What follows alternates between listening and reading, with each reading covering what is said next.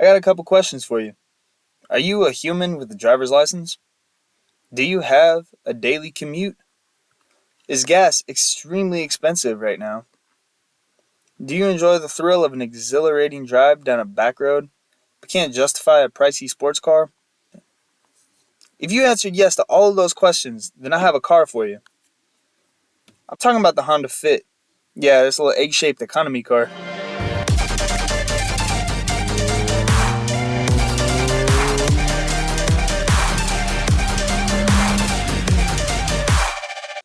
I'll be specifically covering the second generation, the GE8, produced in the US from 2009 to 2013.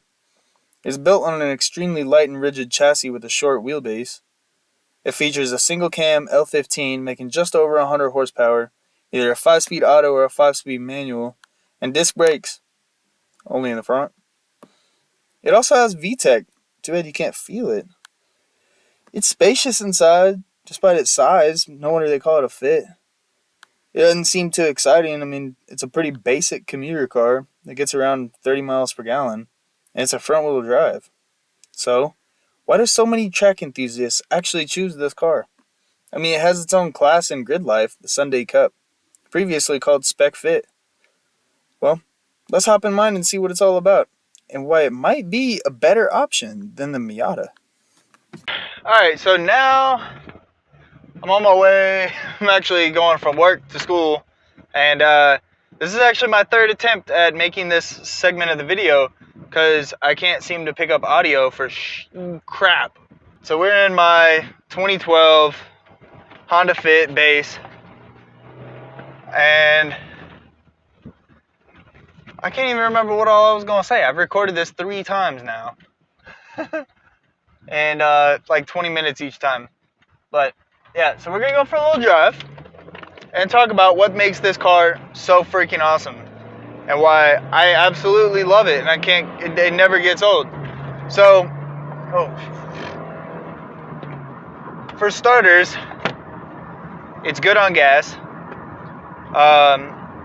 It could be better, but I beat the hell out of it. So I get around 30 miles per gallon.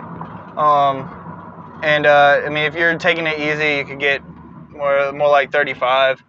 But yeah, it's cost effective in today's world where gas is just out the asshole expensive. So we're gonna talk about practicality. It's a hatchback. The back seat folds down. For how small the car is, you'd be amazed how much crap can fit in here. It's insane. I've fit 13 tires in here with space left over. My entire driver's side door and fender. A couple bikes without even dropping that side of the seat and taking the car seat out. Like it's crazy, man. Anything that I've had to fit in here, I've been able to fit. So, yeah, get on the highway here. Let's go. The AC's on, so what little power it had is gone. So, we're on the highway now, cruising at, okay, I'm not going to talk about the speed, but anyway, this thing is very smooth. This is the nicest car I've ever owned. It's the newest car I've ever owned. But it's very nice. Everything works, and it's crazy having a daily driver that works and is fun. It's pretty rare to find something like that. So, practicality, it's great. It's insane. Functionality, or reliability. We're gonna talk about reliability now. These things don't really break. Out of everybody I've talked to that's owned them, and from my personal experience, there's not like most cars that have that that one thing that goes wrong. It just doesn't have that. And it's really nice when you get to just drive it every day with no hiccups, and honestly abuse it, because I've abused this car. I really do. Like, I mean, I maintain it, but it's still very, it's driven hard, and it just takes it every time.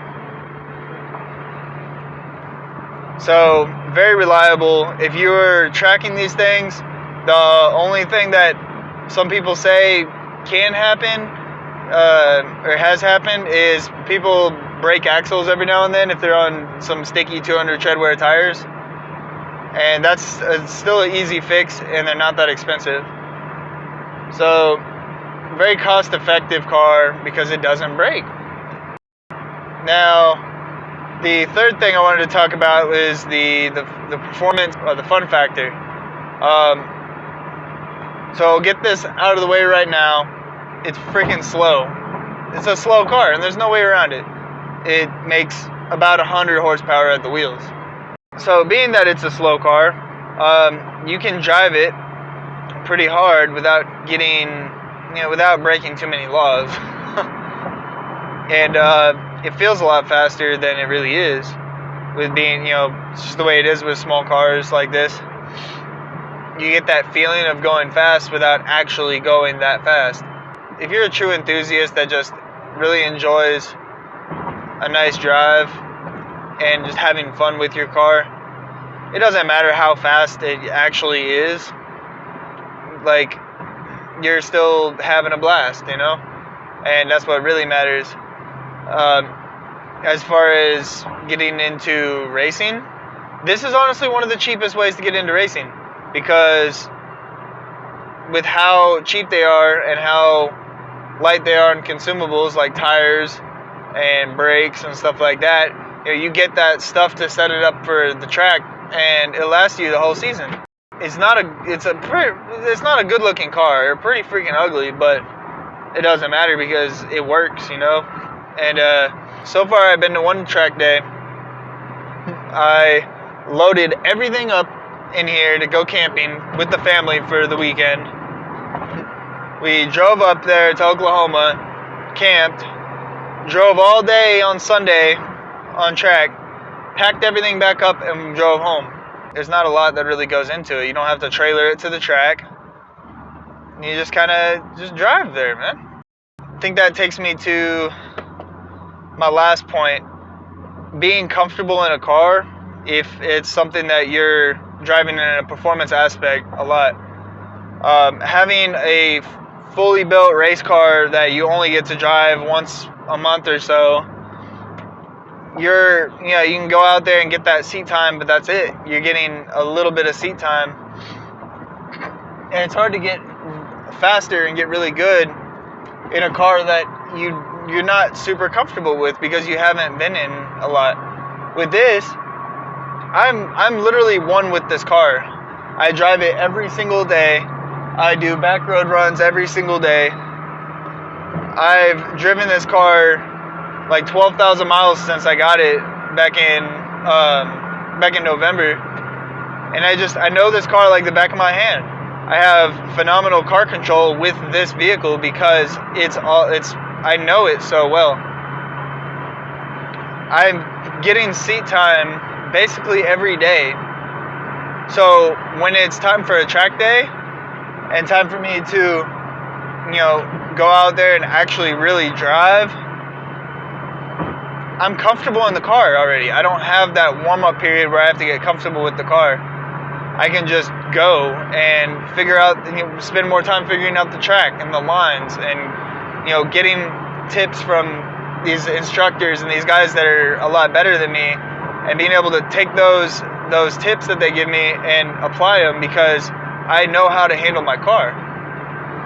It's a big advantage, in my opinion, having something that you can actually drive every day and take to the track. So that's really it. I know I said more in my last recording that the audio came out like garbage, so I'm not even using it. But I don't really have much else to talk about other than, if you don't mind a front wheel drive car and trying front wheel drive, is something that you would be willing to do, then like there's really no other better way than to just try one of these out. Like, I know it's a little weird being a fit, but also how many people have been called gay for driving Miatas? So what? You know, it's a fun car, and that's all that matters. The only thing with the Miata is the prices keep going up on them now, and they don't have that practicality factor like the Fit does. Yeah, they're rear-wheel drive, so if drifting is your thing, then go for it, man. Miata is still the answer in that aspect. But for anything else, honestly, I gotta say the Fit has it beat in all the other areas.